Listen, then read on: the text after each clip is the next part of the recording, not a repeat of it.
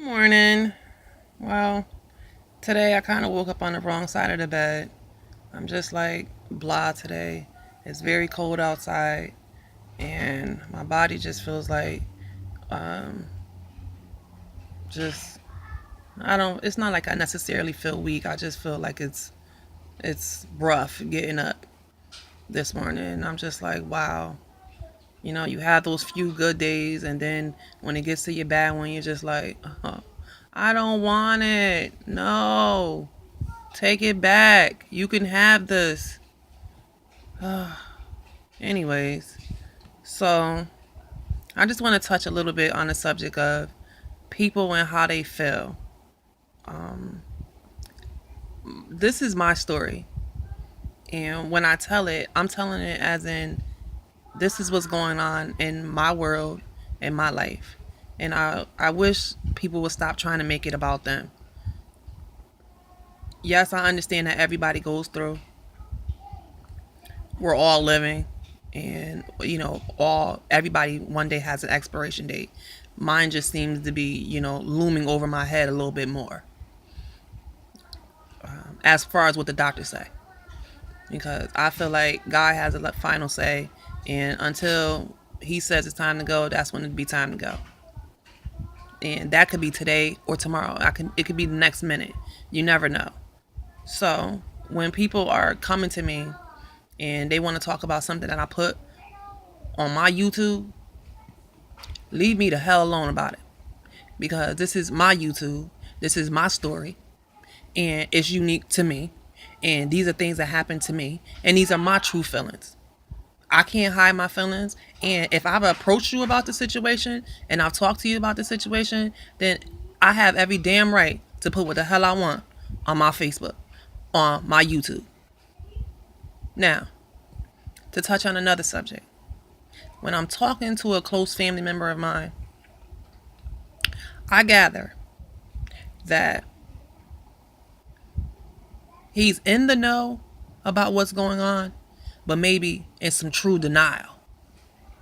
And I don't know if that's a good or a bad thing, but sometimes it pisses me off because it's like, you laugh about the situation and ain't nothing funny to me. Especially if I'm talking to you about the doctor is saying that, hey, you have a time limit. What the hell is funny? There's nothing funny in my world. Yes, I understand that God has a final say, but at the end of the day, what the heck are you laughing for? Oh, I truly, I'm learning as I go to let some things go and just let it flow. Because if I don't, then I'll be in a world of trouble trying to follow what people are doing and trying to keep my head wrapped around why are they acting this way. So, anyways, back to my story. Okay, so now I get the port placed in, which is here, and this scar is really uglier than it was the first time. The second surgeon, I don't know what the heck he did. He just messed me all up because my first scar was little, it was cute, it was I can't say cute, but it was little, it was non-transparent. This right here is like an ugly scar that I can't stand, but it's there. It's a part of me, and it's a part of who I've become. So, anyways, they placed the port, and about maybe a week and a half after I find out that I had that they told me that I had breast cancer.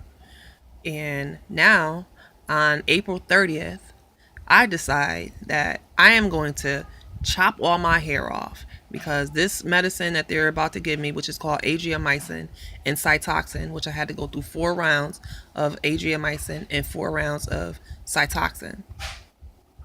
So at this point, they tell me that my hair is going to come out. And I'm devastated by that. So I'm like, okay, I'm going to try to take some control and I'm going to cut all my hair off. So, I had my family there. My husband was there. My children was there. My sister was there. And my mother was actually doing the one who was going to be doing the chopping off. So we tried a couple things at first. We did the shaving off the sides of my head, and I believe that this is when it got emotional for everybody, including me. It was like, wow, this is truly happening. Yes, I wanted to take control of myself, but I did not know that I was going to have the feelings that I have. A woman's hair is very important to her, and to not have that aspect, it was definitely devastating. But anyways, we decided to chop the sides off, which I'll post a picture of, some of those pictures of the product that was finished, not the whole finished product, because I thought I looked a hot mess and I was not happy about it. But I will post a picture of how it looked when I had the mohawk thing going, before we chopped it all off. And that was on April 30th. No, actually, that was on April 29th, because on April 30th, I started my first round of chemo. And thus began torture. Like I said, I do not remember 4 months of my life. I remember certain things. I remember being certain places, but I don't remember, the things that you would remember.